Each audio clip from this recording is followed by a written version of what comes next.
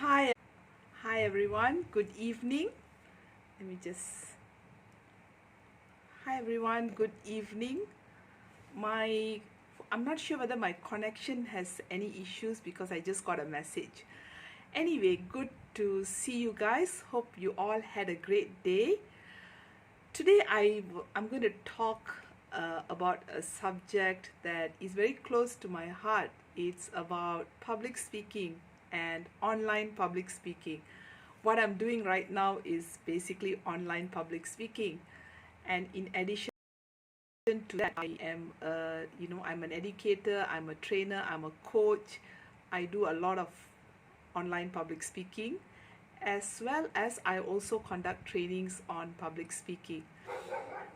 Now, hi Shomala, you're tagging on the rest. Thank you so much, Shomala, for that.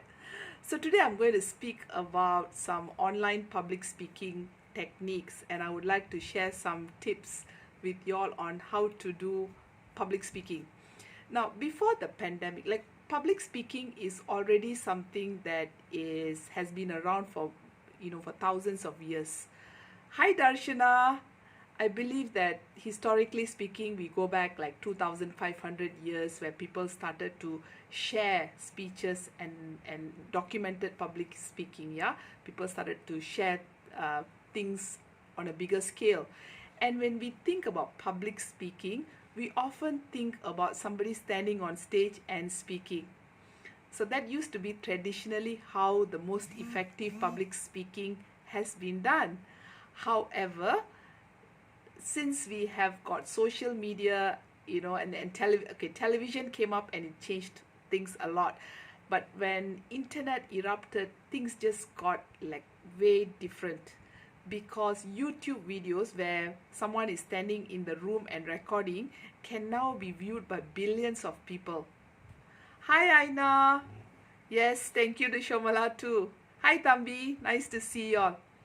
So things started to change, and this is where online public speaking skills became very important, because we've got so much of viewership, and when we share messages we can get to more people. And then COVID happened. Hi Uma. And COVID happened, and it was a game changer, yeah, because we our physical public speaking became severely limited, and all of us jumped to online. And and initially it was a bit funny how to do all of these things, but technology just came to help us. Now we've got so many platforms, and they are so sophisticated. Like a lot of people were doing live events. Hi Sheila.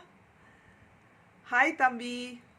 So a lot of people were doing live events, and something, for a while it was interrupted, but then again we started to having mammoth sized live events online. That we have got so many platforms that can support virtual events.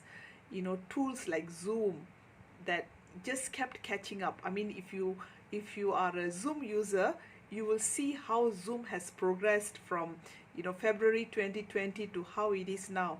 It has got so much of new features, and it's so exciting to see all the things that it provides. Now it comes back to us as a person trying to share our message out.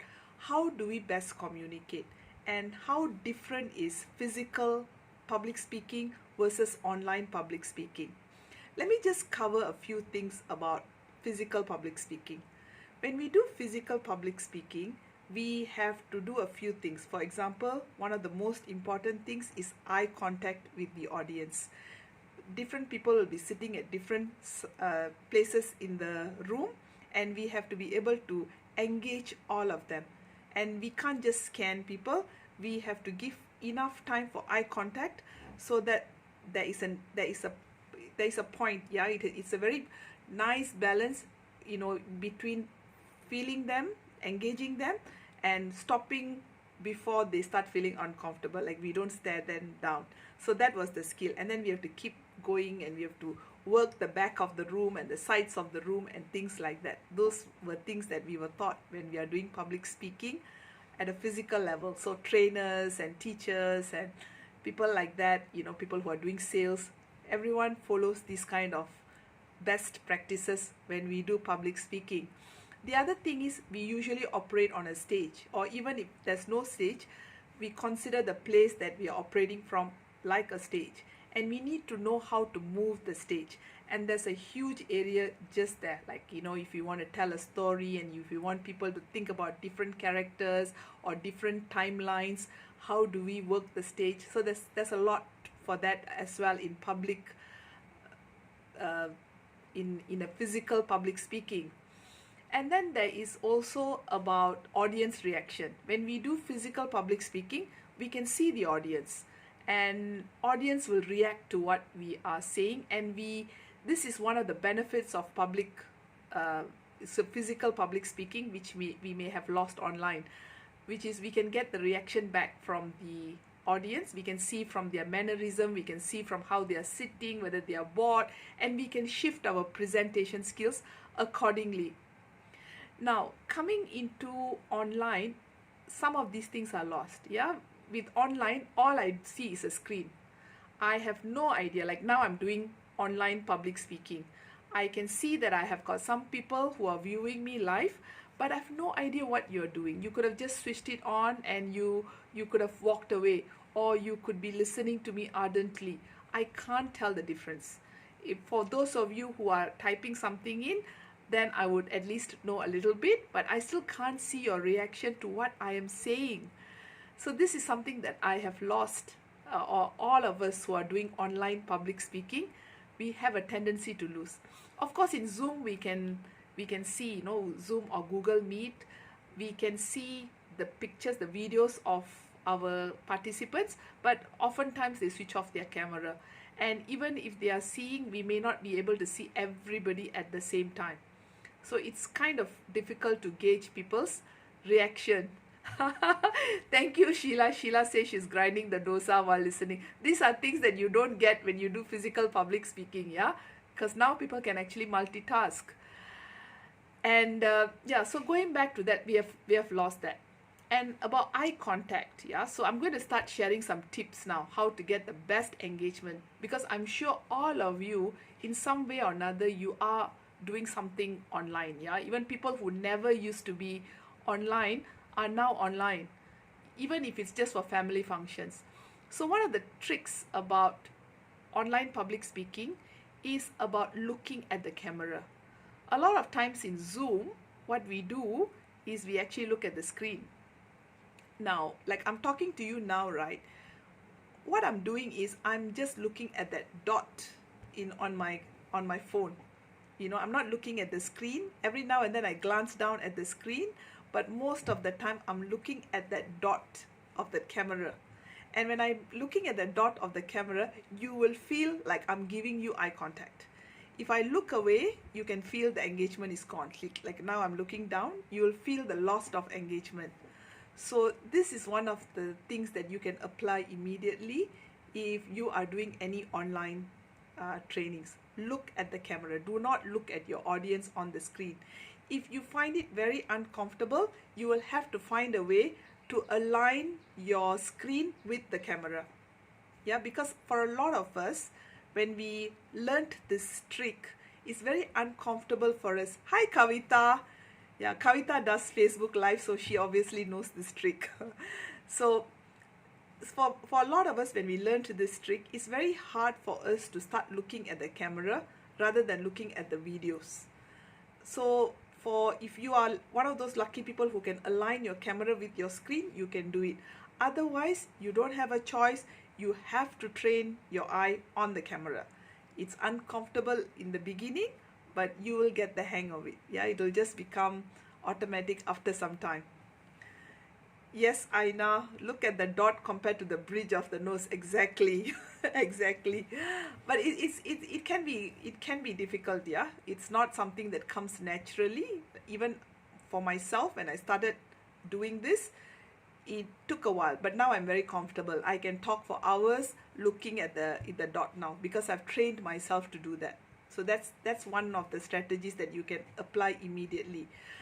Now, the other things that you need to think about is make sure that you are very aware of the camera and the microphone, because I have seen too many accidents especially in the last 1 year. I have been working virtually for a long time. Yeah, even before COVID, I was working virtually. So I used to do a lot of WebEx and Skype meetings for work. And back then, most of the people who were doing this were very conscious. We used to be very conscious about how we do our meetings, because there were really not that many of us, and we are very conscious whether there's any background noise or whatever, because most people worked out of offices, and we are aware that we are the minority of the people who are working out of our home. But now with the pandemic, everyone is at home, right?